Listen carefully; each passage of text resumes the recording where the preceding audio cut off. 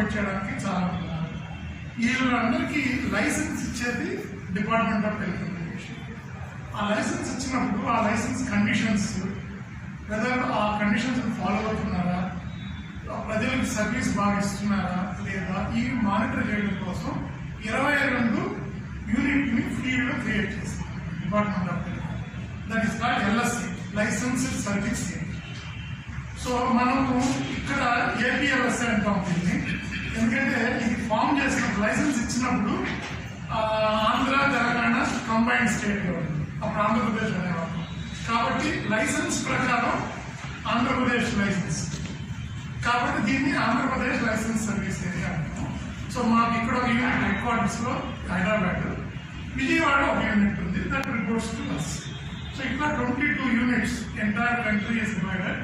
మా జాబ్ ఏంటంటే ఈ ISPs, ఈ TSPs, టెలికామ్ సర్వీస్ ప్రొవైడర్స్, వాళ్ళు కరెక్ట్గా వాళ్ళకి ఇచ్చిన బాధ్యతలు చేస్తున్నారా లేదా అది చెక్ చేయడం, ర్యాండమ్గా టెస్ట్ చేయడం. మీకు చాలా మందికి అనుమానాలు ఉంటాయి, ఈ రేడియేషన్ వల్ల చాలా ప్రాబ్లమ్స్ వస్తాయి. ఈ రేడియేషన్ అన్ని చెక్ చేయడానికి మాకు డిఫరెంట్ వర్టికల్స్ ఉంటాయి. Mister G. Gaurishankar is DDG compliance. So ఆయన జాబ్ ఏంటంటే ఆయన యూనిట్ వాళ్ళు ఈ టవర్స్ అన్నింటినీ చెక్ చేస్తుంటారు. ఆ రేడియేషన్ లెవెల్స్ ఎక్కువ ఉన్నాయా తక్కువ ఉన్నాయా, మొబైల్ కస్టమర్స్ వాళ్ళ అథెంటిక్ డాక్యుమెంట్స్ ఉన్నాయా లేదా, ఇవన్నీ చెక్ చేయడం వాళ్ళ కంప్లైంట్స్. తర్వాత రాజశేఖర్ గారిని DDG సెక్యూరిటీ, ఆయన జాబ్ ఏంటంటే సెక్యూరిటీ ఆస్పెక్ట్స్. ఎందుకంటే ఈ టెలిఫోన్ ట్యాపింగ్స్ కానించి, తర్వాత సైబర్ సెక్యూరిటీ కానించి, ఇట్లాంటి ఆస్పెక్ట్స్ అన్ని ఆయన. రీసెంట్గా మనకు సెంట్రల్ ఎక్విప్మెంట్ ఐడెంటిటీ తీసుకొని ఇప్పుడు స్టార్ట్ చేశారు. ఎవరైనా మొబైల్ ఫోన్ పోతే దాన్ని ట్రేస్ చేయడం కోసం. సో అవన్నీ ఆ యాక్టివిటీస్ అని ఆయన చూస్తుంటారు. సిమిలర్లీ ఎవరైనా అనాథరైజ్డ్గా ఇట్లా కవరేజ్ చేయడం ఇట్లా చేస్తుంటే వాళ్ళ మీద వెయిట్ చేసి పట్టుకోవడం, అట్లాంటి యాక్టివిటీస్ని సెక్యూరిటీ చేస్తుంది. తర్వాత madam Anupama Sanghi, she is the DDG rural. అంటే రూరల్ ఏరియా కవరేజ్ ఉందా లేదా, ఎందుకంటే ప్రైవేట్ ఆపరేటర్స్ అంటే అర్బన్లో బాగానే ఇస్తారు, రూరల్లో కొంచెం ఇదిగా ఉంటుంది. అందుకని దాన్ని చూడడానికి ప్రతి విలేజ్కి government of India messages every citizen of India should get cover.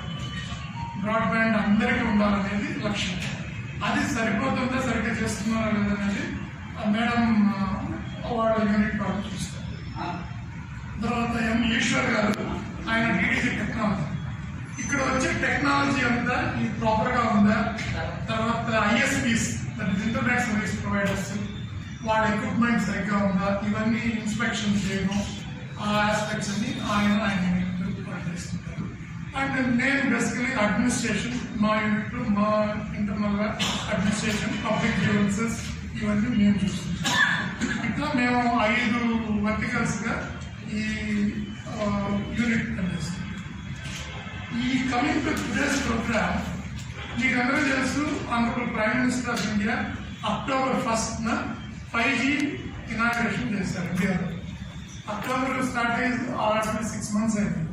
కానీ అమేజింగ్ ఏంటంటే 6 నెలల్లో 2 లక్షల BTSని మనం 5Gకి చేస్తున్నాం.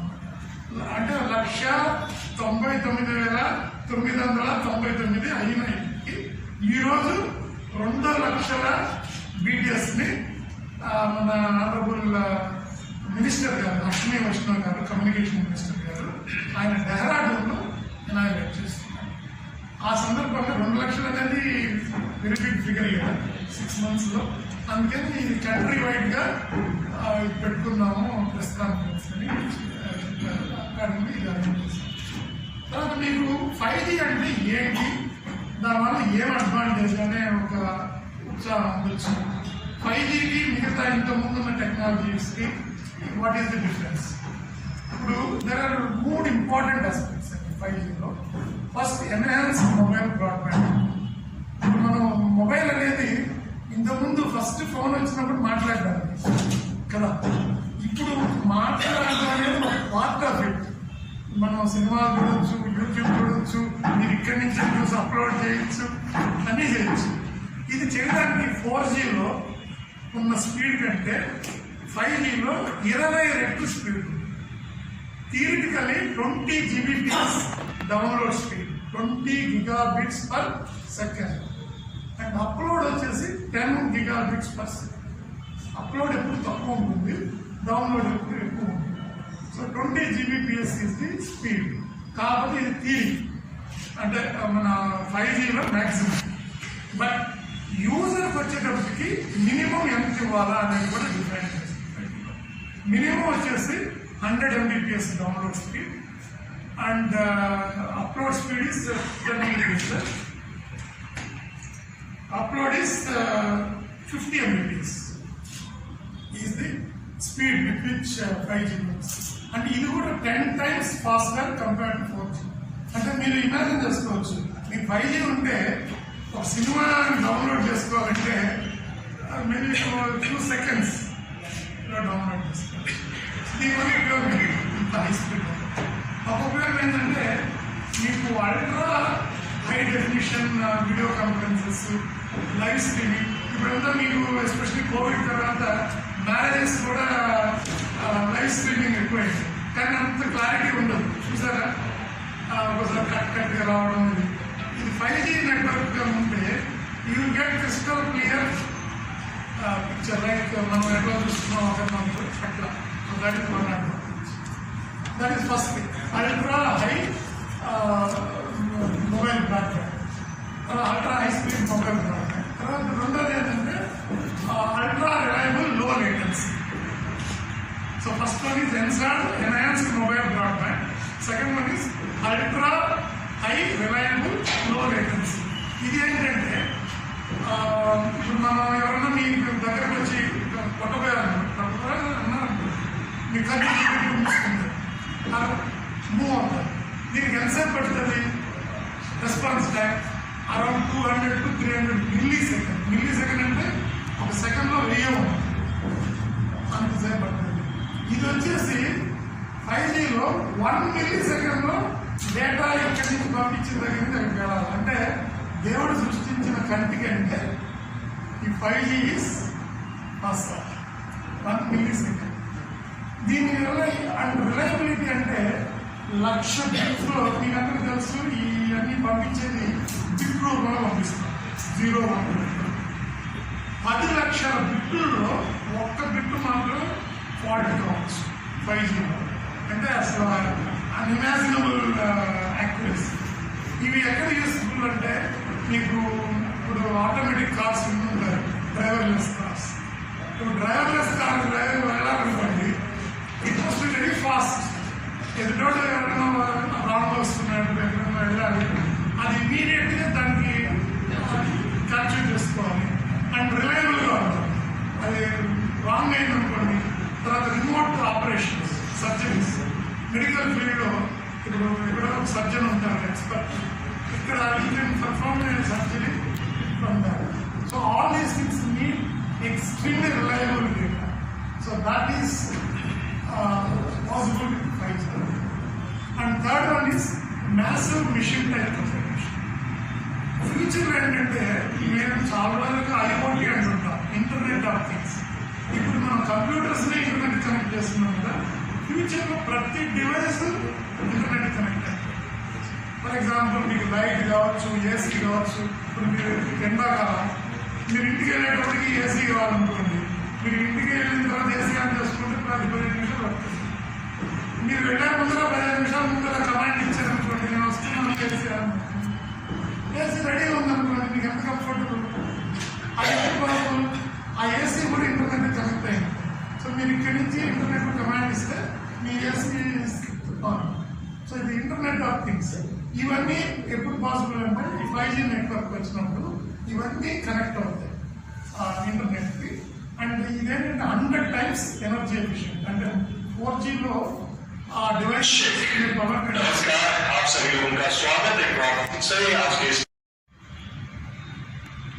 मेरा ख्याल है कि अगले 10 से 15 मिनट के अंदर हम आज के प्रोग्राम को यहाँ पे शुरू कर पाएंगे। मैं बात कर रहा था इंटरनेट कनेक्टिविटी को लेके, क्योंकि आज के टाइम पे रोटी कपड़ा मकान के बाद जो सबसे इंपॉर्टेंट चीज हो गई है वो इंटरनेट हो गई है। उसके बिना आप जी नहीं सकते। आप किसी भी चीज को अपने से दूर कर सकते हैं, लेकिन सेलफोन के बिना रहना मुश्किल ही नहीं नामुमकिन हो चुका है। और ये सेलफोन, ये डिजिटल युग जो है, बहुत सारी अपॉर्चुनिटीज हमें दे ही रहा है। जहां डिजिटल इंडिया का जो विजन था कि हिंदुस्तान को ट्रांसफॉर्म किया जाए into a digitally empowered society and knowledge economy, ताकि हम ग्लोबली अपनी रीच को पहुंचा पाए, हमारे जो उत्पादन है वो यहाँ से दुनिया तक पहुंच पाए और दुनिया की जो चीजें हैं वो गांव-गांव तक पहुंच पाए, उसमें हम धीरे-धीरे सफल हो रहे हैं। उत्तराखंड राज्य की भी अगर बात करें तो 15,500 से ज्यादा गांव में इंटरनेट कनेक्टिविटी बहुत बेहतरीन तरीके से पहुंच चुकी है। 5G नेटवर्क गांव-गांव पहुंचने की कोशिश कर रहा है, 4G ऑलरेडी पहुंच चुका है और बहुत सारे उसके पॉजिटिव रिजल्ट्स हम सभी को देखने को मिल भी रहे हैं। जहां एक जमाना होता था कि भाई पहले लोग कहते थे जी उत्तराखंड मतलब तो जगहों में आपको यहाँ के लोग पाए जाएंगे, हॉस्पिटैलिटी दूसरा आर्मी में, लेकिन आज तो आप घर के दरवाजे खोलिए, हर दूसरे घर से एक रॉबर बाहर निकल जा रहा है। वो इसलिए हो रहा है क्योंकि वो जो डिजिटल संसाधन है उससे अपने टैलेंट को बाहर निकाल रहा है। वो महिलाएं जो पहले सिर्फ घरों पे खाना बनाती थी, आज उनके वीडियोस यूट्यूब पे वायरल चल रहे हैं। तो इससे सुखद एहसास क्या होगा कि हर कोई अपने टैलेंट, अपने स्किल को आगे बढ़ा रहा है और डिजिटल यानी कि टेक्निक की मदद से उसको देश दुनिया तक पहुंचा रहा है। हम देख पा रहे हैं कि डिजिटल माध्यम से इतने सारे पोर्टल, इतनी सारी न्यूज, इतनी सारी इंफॉर्मेशन, इतनी सारी जानकारियां जो है उनका एक्सचेंज हो रहा है, आदान प्रदान हो रहा है। आज अभी कोई घटना घटित होती है तो तुरंत इंटरनेट के माध्यम से आप तक वो ब्रेकिंग न्यूज के तौर पे आ जाती है। अच्छे अच्छे टैलेंट जो है उनकी बात हो रही है, स्किल की बात हो रही है और वही रोजगार के नए नए साधन भी जो है वो पैदा कर रहा है। तो ये डिजिटल इंडिया का जो इनिशिएटिव, जो विजन है, आज जैसा कि आप देख रहे हैं लॉन्च हो रहा है यहाँ पे साइट, जो कि हमारे गंगोत्री धाम से इससे बेहतर क्या हो, 4 धाम में शीश झुकाने लोग आते हैं और ये उत्तराखंड की देवभूमि जो है, जो पौराणिक ऐतिहासिक तौर पर देवभूमि के तौर पर जानी जाती थी, धीरे धीरे डिजिटल भूमि की तरफ भी अग्रसर हो रही है। मैं आरजे काल जी आप सभी लोगों का आज के इस प्रोग्राम में स्वागत करता हूं। जितने लोग बाहर बैठे हैं आप लोगों से निवेदन रहेगा कि आप लोग अंदर आ जाएं, अपनी अपनी सीट्स पे बैठ जाएं और सीएम ऑफिस के जितने लोग हैं उनसे सभी निवेदन रहेगा आगे की कुछ सीट्स को आप खाली छोड़ दें, रिजर्व उनको रख दें। आप लोग घर के ही लोग हैं, थोड़ा थोड़ा पीछे हम लोग शिफ्ट हो जाएंगे। अगले 10 मिनट में मेरे ख्याल है कि हम प्रोग्राम को शुरू कर पाएंगे। देश के जिन जिन हिस्सों में मेरी श्री वैष्णव जी लेवल मिनिस्टर को उनका स्वागत करेंगे शॉल और बुके भेंट करके।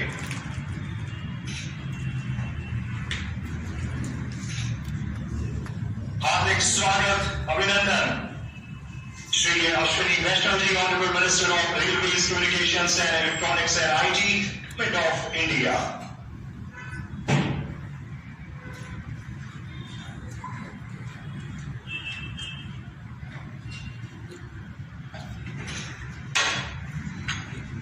बहुत बहुत स्वागत। इसके बाद मैं निवेदन कर रहा हूं Shri CNS Yadav ji, additional DG telecom UP west, आप माननीय मुख्यमंत्री महोदय का स्वागत करेंगे शॉल के करके। आज हम सभी लोग यहाँ पे मौजूद हैं लाखनी पत्ती साइट के शुभारंभ गंगोत्री इस पक्ष में।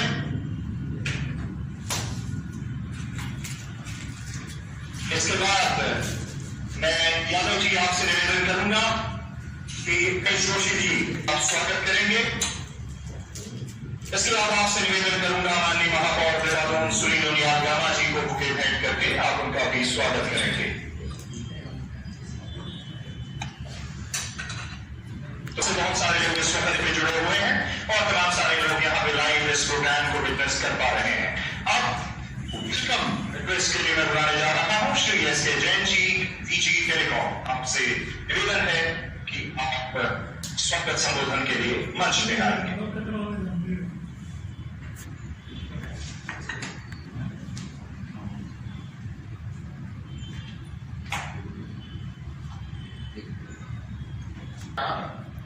माननीय संचार मंत्री भारत का, माननीय मंत्रीगण, उत्तराखंड मंत्री विषय के मंत्रीगण और महापौर देहरादून और साथियों, आज उत्तराखंड की देवभूमि के लिए और संचार मंत्रालय भारत सरकार के लिए एक विशेष दिन है, बेहद विशेष दिन है। जब माननीय मुख्यमंत्री उत्तराखंड एवं माननीय संचार मंत्री भारत सरकार गंगोत्री में देश की 2 लाखवीं 5G साइट को लॉन्च करने जा रहे हैं। Additionally, there will also be dedicated to the nation optical fiber connectivity to the holy shrine of Chardham. जैसा आप सबको विदित है, माननीय प्रधानमंत्री जी ने 1 अक्टूबर 2022 को देश में 5G सेवाओं का शुभारंभ किया था। 5G in the country has been a great success story thereafter. और आज 8 महीने से भी कम अंतराल में 2 लाखवीं 5G साइट कमीशन होने जा रही है। और ये हमारे पुण्य का उदय है कि ये 2 लाख की साइट इस देवभूमि में गंगोत्री में कमीशन होने जा रही है।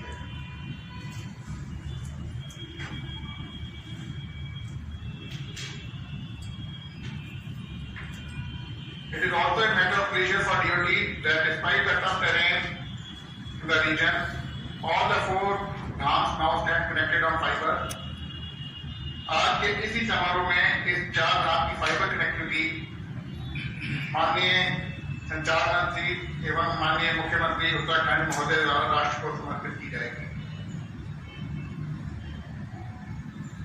इस शुभ अवसर पर मैं on behalf of Department of Telecom Shri Ashwini Vaishnaw जी माननीय संचार मंत्री भारत सरकार का स्वागत करता हूं।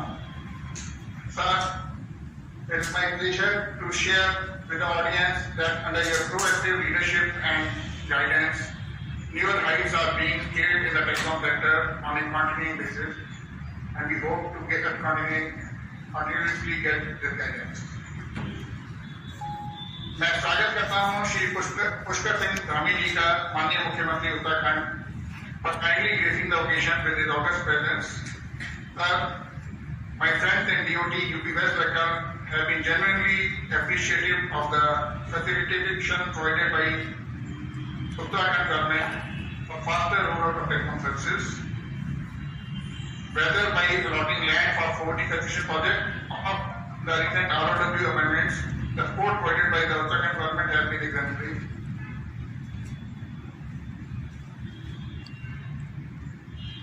I also welcome Srimati Rekha Arya and Shri Ganesh Joshi ji, Senior Ministers of the Uttarakhand Cabinet, and Shri Sunil Unyal ji, Mahapaur Dehradun, for their gracious presence on the occasion. I welcome the senior officers of the state government and my colleagues at the center from DoT and Railways for gracing the occasion. I also welcome the members of the press and media in this function and be a witness to the success story of Indian Telecom. A special welcome to all my friends and colleagues from all over the country who have joined us in virtual mode. I again welcome one and all present in the function. Namaskar, Jai Bharat. Thank you. और एक short film बनाई गई है Chardham fibre connectivity को लेके। मेरा निवेदन रहेगा टेक टीम से कि उस फिल्म को पहुंचाया जाए, वो भी कम समय के अंदर उसको लेके डिपार्टमेंट किस तरह से बेहतरीन काम कर रहा है। इस वक्त श्री शुभेंदु तिवारी मुख्य महाप्रबंधक BSNL उत्तराखंड परिमंडल भी यहाँ मौजूद हैं। स्वागत है। इसके बाद में मैं माननीय मुख्यमंत्री महोदय और माननीय संचार मंत्री महोदय से निवेदन करूंगा कि आप dedication of Chardham fibre connectivity by pressing the button, मैं रिक्वेस्ट कर रहा हूं कि आप बटन दबाकर इसकी शुरुआत करेंगे। टीम से रिक्वेस्ट है कि स्टेज पे माननीय मुख्यमंत्री महोदय और माननीय संचार मंत्री जी को बटन दिए जाए।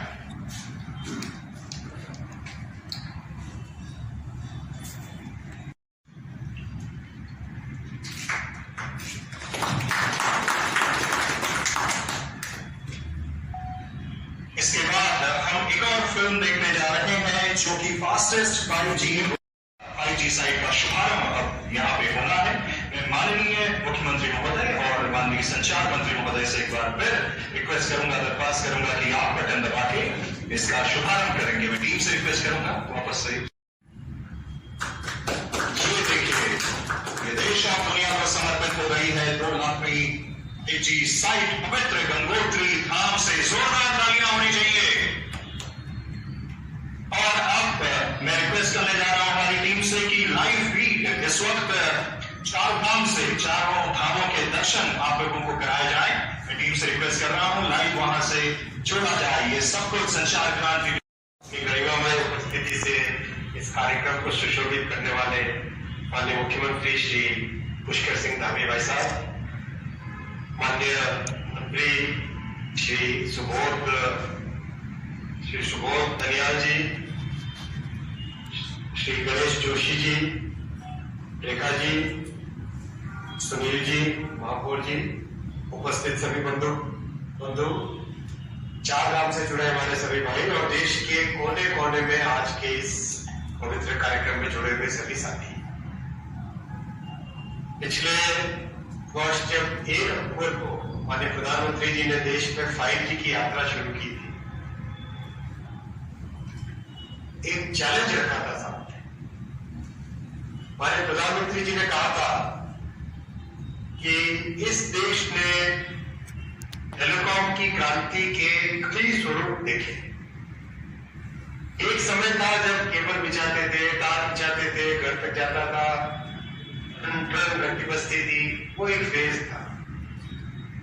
अच्छा था, चाहे धीमा था। एक फेज ऐसा आया जब दुनिया में क्रांति हो रही है, लेकिन भारत में टेलीकॉम सेक्टर की एक अलग ही छवि बन गई थी।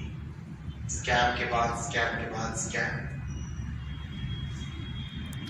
जो हमारे हिंदुस्तान के talented engineers, talented innovators, talented entrepreneurs, उन सबको अपने टैलेंट को दिखाने का, अपनी कला का इस्तेमाल करने का, अपने ब्रेन पावर का इस्तेमाल करने का जो मौका मिल रहा था कई वर्षों से, वो सब खत्म हो गया था एक तरीके से। माननीय प्रधानमंत्री जी ने चैलेंज दिया, 2G 3G का जमाना जैसा भी था वो गया पीछे, देश को अवश्य याद रखना चाहिए। 4G में एक अच्छी प्रोग्रेस हुई और 5G में रिकॉर्ड बना के दिखाना है। साथियों, जब सारा देश एक यशस्वी, एक डिसाइसिव लीडरशिप के सामने एक दृष्टि से, एक अलाइनमेंट के साथ काम करने लगे, तो जो आज रिजल्ट आए वो आज उसी नेतृत्व के ललकार के कारण है, उसी एनर्जी के कारण है, उसी मोटिवेशन के कारण है और उसी एक नेक नियति वाले काम करने के तरीके के कारण आज ये प्रोग्रेस है। आज प्रैक्टिकली हर 1 मिनट में एक 5G की साइट अपलोड हो रही है। हर 1 मिनट में एक 5G की साइट रेडिएट हो रही है और सारी की सारी दुनिया चकित है। सारी दुनिया चकित है कि कैसे मोदी जी की सरकार ने 5G के स्पेक्ट्रम ऑप्शन को पूरा किया। जो ऑप्शन के बाद में एलोकेशन का लेटर होता है 24 घंटे के अंदर। कुछ दिनों पहले डावोस गया था वर्ल्ड इकोनॉमिक फोरम में, एक दुनिया के बड़े से बड़े सीईओज आके एक ही चीज पूछते थे कि मोदी जी की सरकार काम कैसे करती, कोई अगले तो समझाओ, ये क्या इस तरह से 2 महीने में स्पेक्ट्रम का ऑप्शन, 1 दिन में एलोकेशन लेटर और काम चालू। वॉल स्ट्रीट जर्नल, जो कि दुनिया का बहुत बड़ा न्यूज़पेपर है, 4 कॉलम का आर्टिकल छापा, the fastest roll out of 5G in the world. ये गर्व की विषय है और उससे भी ज्यादा गर्व का विषय, गौरव का विषय हमारे लिए है कि जो 2 लाखवीं साइट है वो हम सबके पूज्य और हम सबकी भावनाओं से सरोकार रखते हुए 4 धाम में 2 लाख मिसाइल स्थापित की गई। इस पवित्र भूमि का आशीर्वाद हमेशा देश पे बना रहे। देश से बड़ी संख्या में टूरिस्ट आए, यात्री आए, 4 धाम की यात्रा करें और यात्रा के समय अपने जिंदगी से, अपने दैनंदिन जिंदगी से जुड़े रहे। इसके लिए 4 धामों में माननीय मुख्यमंत्री जी ने आदेश दिया था भाई को कि लगाना है हमें 4 जगह फाइबर लग पड़े, और 4 के 4 जगह आज हाई स्पीड कनेक्टिविटी फाइबर की। बहुत बहुत धन्यवाद देना चाहता हूँ, आपने बहुत सहयोग किया। जहां भी रास्ते में दिक्कत आई, एक छोटा सा फोन जाता था दिल्ली से, भाई साहब की तरफ से इतनी एक्टिविटी रहती थी, बहुत ही पॉजिटिव एनर्जी के साथ आपने ये सारा काम संपन्न करने में मदद की। साथियों, आप सबको जान के और भी बहुत खुशी होगी, 5G में इतनी तेजी के साथ काम करने के साथ साथ माननीय प्रधानमंत्री जी ने एक और टारगेट दिया था। 5G में दुनिया के समकक्ष खड़े होंगे, लेकिन 6G में दुनिया में हम लीड लेंगे। 6G में दुनिया में लीडरशिप देंगे। आपको जानकर बहुत खुशी होगी कि हमारे इंजीनियर्स ने, देश की प्रबुद्ध ब्रेन्स ने 6G के टेंट लेने चालू कर दिए। जहां तक मुझे जानकारी है, करीब 100 से अधिक टेंट हिंदुस्तान के इंजीनियर्स को 6G की टेक्नोलॉजीज के मिल चुके हैं।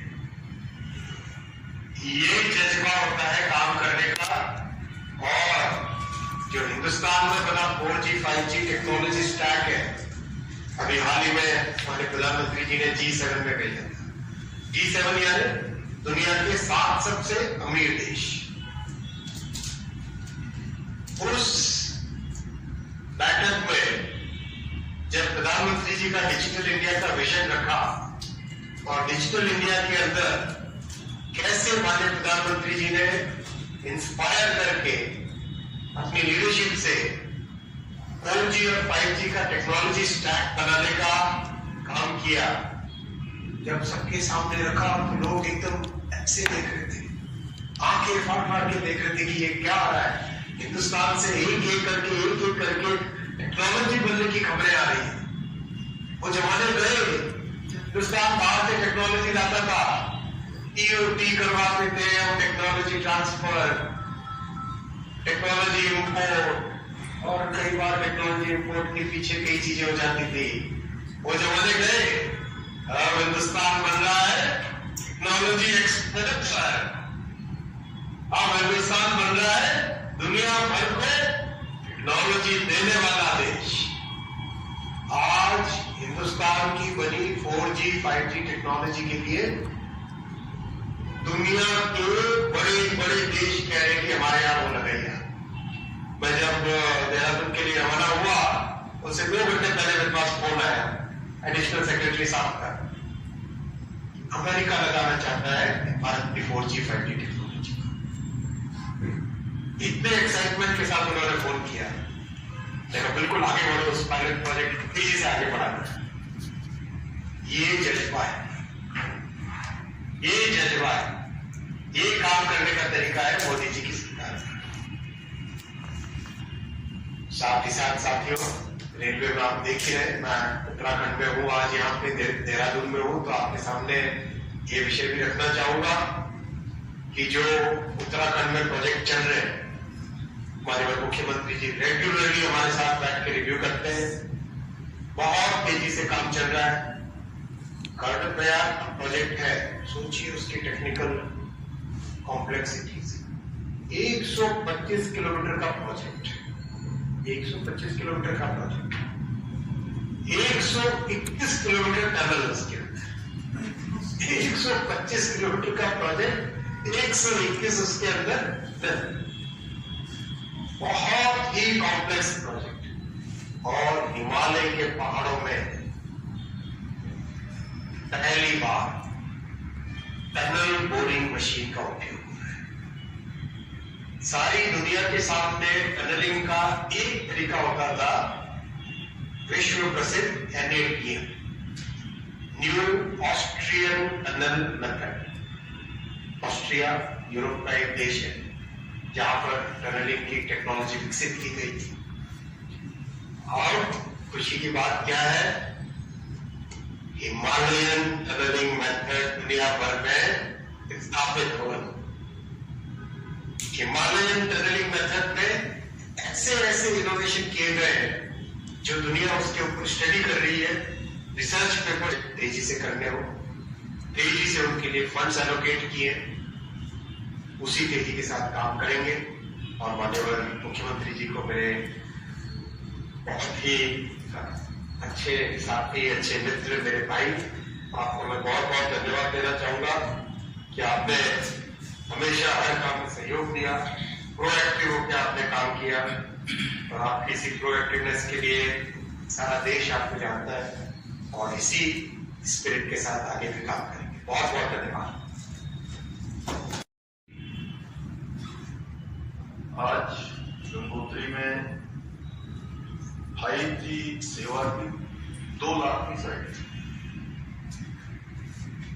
ये प्रारंभ अवसर पर अभी आप सब लोगों ने जिनको सुना और जिनके संचार और रेलवे में जब से आपने इस दायित्व पर काम प्रारंभ किया, मैं व्यक्तिगत रूप से कह सकता हूं कि आपसे अनेकों बार मुझे मिलने का शुभ अवसर प्राप्त हुआ, और तेजी से एक एक चीज को स्वयं समझना, स्वयं जानना, सारे मैप लेकर इस प्रकार की पद्धति मैंने भी पहली बार देखी काम की, किस प्रकार काम किया जाता है। ऐसे काम को सुचारू तरीके से, खास तरीके से, तीव्र गति से अंजाम तक पहुंचाने का काम हमने किया है। और 8 महीने में, जिनके कालखंड में 8 महीने में 2 लाख साइट 5G की शुरू हो चुकी है,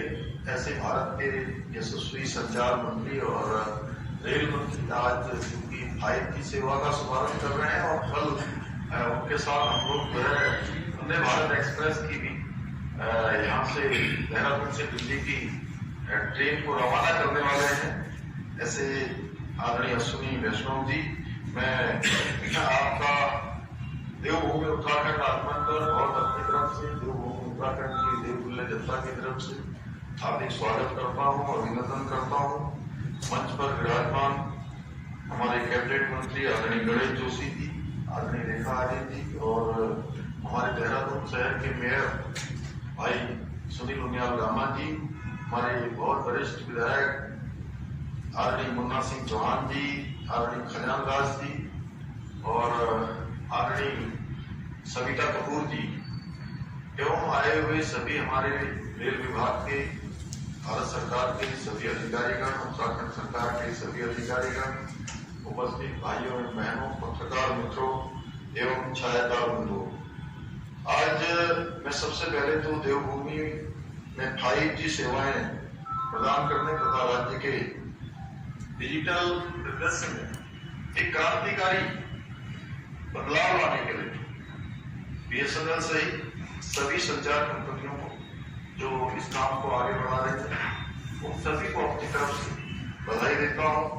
और अपनी अश्विनी जी का विशेष रूप से धन्यवाद करते हुए और उनका पधारने पर अभिनंदन एवं स्वागत करता हूं। आज देवभूमि आने वाले श्रद्धालुओं को 5G के तौर पर एक शानदार उपहार मिला है, और उनकी जो यात्रा है, इस यात्रा की हमेशा उत्तराखंड की सरकार, हम लोग उसकी अतिथि देवो भव की तरफ पर उनका सत्कार करना चाहते हैं, स्वागत करना चाहते हैं, और भगवान से प्रार्थना करते हैं कि उनको किसी प्रकार की कोई परेशानी न हो। तो उस दिशा में और अपने घर परिवार से वो यहाँ की जो कठिन भौगोलिक परिस्थितियां हैं, उस भौगोलिक परिस्थितियों में मुख्यमंत्री जी का धन्यवाद करता हूँ कि निश्चित रूप से जैसा आदरणीय अश्विनी जी ने कहा कि आदरणीय प्रधानमंत्री जी का देवभूमि उत्तराखंड से विशेष लगाव है। ये किसी से छुपा हुआ नहीं है। उन्होंने अनेक अवसरों पर कहा है कि देवभूमि से मेरा कर्म और बना पाएंगे। और डिजिटल इंडिया जिसका आपने कहा कि सेवन जी के देशों के बीच में जब आपने प्रेजेंटेशन किया, उनका विजन दुनिया के सामने रखा, तो एक ये आदरणीय प्रधानमंत्री जी के महान विजन का एक महत्वपूर्ण अंग है। बीएसएनएल सहित सभी टेलीकॉम ऑपरेटर उत्तराखंड में अपने जो 5G का नेटवर्क है उसका तेजी से यहाँ पर विस्तार कर रहे हैं। और आपने जो से पूछा था, अश्वनी जी ने आगे आज इस काम को पूरा कर दिया है। अच्छा लगा है या मैं कहूँ कि उनको जमीन दिखी है कि वास्तव में अगर मजबूत इच्छा शक्ति हो, परिश्रम हो, संकल्प हो, कोई चीज पे असंभव नहीं है। और इसका प्रत्यक्ष उदाहरण है कि आज दुनिया का 40% डिजिटल ट्रांजैक्शन अगर किसी देश में होता है तो वो हमारे देश में होता है, भारत, जहाँ के बारे में लोग इस पर कल्पना नहीं करते थे। और के समय भारत टेक्नोलॉजी के लिए, जैसा आदरणीय अश्वनी जी ने बताया, कि दूसरे देशों पर निर्भर रहता था और निर्भर रहा है। लेकिन आज 5G के साथ ही भारत ने नया इतिहास रच दिया है। 5G के साथ भारत पहली बार टेलीकॉम टेक्नोलॉजी में ग्लोबल स्टैंडर्ड तय कर रहा है। यानी कि भारत अब आगे चल रहा है और पूरी दुनिया भारत के पीछे चल रही है। यह है नया भारत। मैं आज सुबह एक न्यूज़पेपर पढ़ रहा था, तो न्यूज़पेपर में अमेरिकी राजदूत ने कहा कि 4G और 5G से बढ़कर 4G और 5G से बढ़कर गुरुजी अर्थात हमारे आदरणीय प्रधानमंत्री जी को माना है कि वो जो है 4G और 5G से बढ़कर है। क्योंकि 4G और 5G 6G तकनीकी चाहे कितनी भी नहीं आ जाए, और उस पर तकनीकी को लोगों तक पहुंचाने का जिम्मा, उस तकनीकी को इसकी कीमत, दूसरा है डिजिटल कनेक्टिविटी, तीसरा है डेटा की कीमत, चौथा है जो सबसे जरूरी है वो है डिजिटल हक की सोच। इसका नतीजा है कि 2014 में 0 मोबाइल फोन हम निर्यात करने वाले देश थे और आज हम हजारों करोड़ के मोबाइल फोन निर्यात करने वाले देश बन चुके हैं। और आज आदरणीय प्रधानमंत्री जी के कुशल नेतृत्व में जिस प्रकार से घर घर बिजली पहुंचाने का हमने निर्णय उत्तराखंड के साथ साथ पूरे देशवासियों के लिए मील का पत्थर साबित हूँ। अंत में मैं सभी जो हमारे टेलीकॉम ऑपरेटर हैं उनका भी धन्यवाद करता हूँ, जिन्होंने कठिन भौगोलिक परिस्थिति के बावजूद तेजी से कार्य करते हुए प्रदेशवासियों को डिजिटल सेवाओं को प्रदान करने के लिए हमेशा प्रतिबद्ध रहकर लगातार उन्होंने परिश्रम किया है, लगातार काम किया है। इसके साथ एक बार फिर से मैं आदरणीय अश्वनी जी का बहुत अपने दिल की गहराइयों से देवभूमि आने पर उनका स्वागत करता हूँ, अभिनंदन करता हूँ और आप सबका धन्यवाद करते हुए अपनी वाणी को विराम देता हूँ। बहुत बहुत धन्यवाद। कॉरिडोर बनने जा रहा है।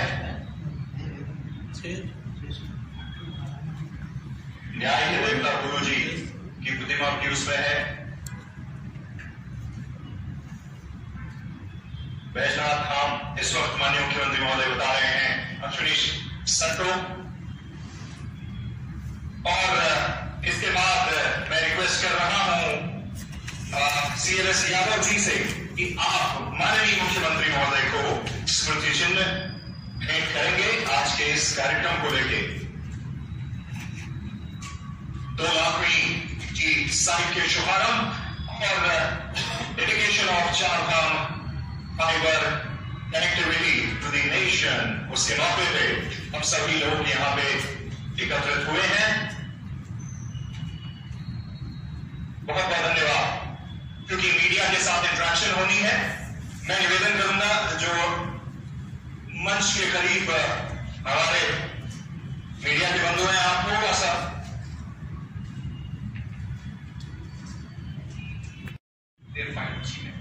So do you think number would have been much better if we have been in the race? Both the other telcos are also planning ESL specifically, I can say, the 4G, 5G telecom stack that we have developed in India, that stack deployment has started with BSNL. Between Chandigarh and Dehradun, 200 sites have been, the installation has been done, and within next maximum 2 weeks, it will go live. Ganesh Joshi ji, हमारे वरिष्ठ मंत्री, आदरणीय महापौर जी, सभी उपस्थित हमारे माननीय विधायकगण, सभी हमारे railway government of India railway department और टेलीकॉम डिपार्टमेंट और हमारे स्टेट गवर्नमेंट के उपस्थित सभी अधिकारीगण और मीडिया के सभी साथी, आप सभी लोगों का मैं हार्दिक धन्यवाद देना चाहता हूं कि आज एक बहुत शानदार कार्यक्रम में आप आज यहाँ पर उपस्थित हुए हैं। मैं माननीय मंत्री जी को अवगत कराना चाहूंगा सर कि दूरसंचार के क्षेत्र में पिछले कुछ समय इतनी तेजी से प्रगति हुई है कि अभी जब चारधाम यात्रा शुरू हुई तो माननीय मुख्यमंत्री जी ने कुछ हमारे अधिकारियों को चारधाम में भेजा, केदारनाथ, बद्रीनाथ, यमुनोत्री में भेजा कि वो कैसे व्यवस्थाएं हो रही है। तो हमारे अधिकारी सर केदारनाथ में बैठकर, केदारनाथ धाम जी में उन्होंने दिन भर अपना इंस्पेक्शन किया, अपने काम की, रात को बैठ करके उन्होंने ई-ऑफिस के माध्यम से अपनी फाइलें भी की। तो इस तरह से तेजी से पिछले कुछ सालों में काम हुआ है जो हम कुछ वर्ष पहले शायद सोच नहीं सकते थे। तो इस अवसर पर मैं सर आपका बहुत बहुत धन्यवाद देना चाहता हूँ। Thank you so much.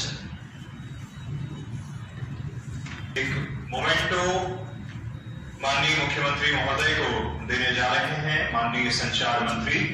मेरा मीडिया के बंधुओं से निवेदन रहेगा, थोड़ा सा बस 1-2 मिनट की और बात है। आदान प्रदान मोमेंटो का ये देखिए, नए भारत की नई रेल, वंदे भारत, वंदे मातरम के बाद में वंदे भारत, इसे आपके सामने जोरदार तालियां। तो यहाँ से मानस खंड की स्मृतियों को आप लेके जाएंगे और वंदे भारत ये ट्रेन मोमेंटो स्मृति चिन्ह माननीय मुख्यमंत्री महोदय मीट कर रहे हैं। Thank you so much. Rekha ma'am Gary बहुत सुंदर बनाइए। All right. Thank you. Ganesh Joshi ji, thank you, Mehta. Thank you.